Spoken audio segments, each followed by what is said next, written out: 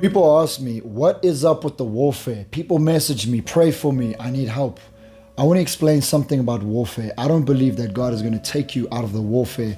I believe He's going to equip you, and there is going to be seasons and times where you are going to be tested and tried. And I'll explain something. You see, there's a story that they were taking these fish and they were sending them to a foreign country. So they were putting them in tanks and they were going on these ships. But by the time the fish got to their destination, some of them were dead, some of them were weary, they were tired, and these fish just weren't alive, weren't fresh.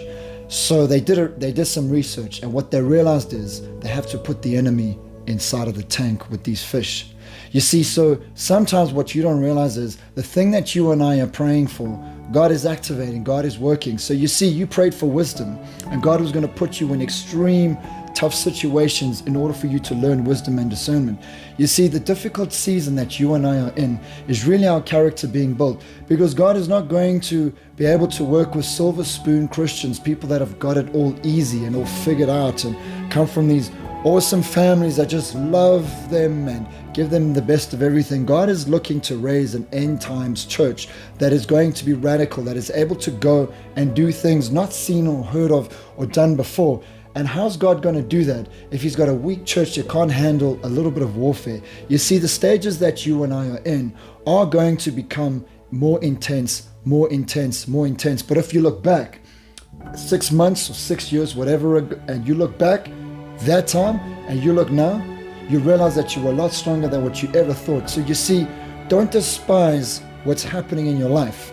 Pray to God and ask God to help you, because when I look at my life, guys, I go through such intense warfare that I sometimes question my salvation. I question the way I react, and I say, Lord, am I really, really saved?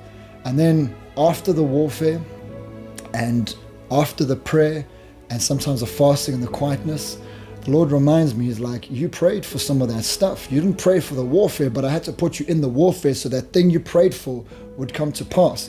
You see, so when I lost my money, I was grieved.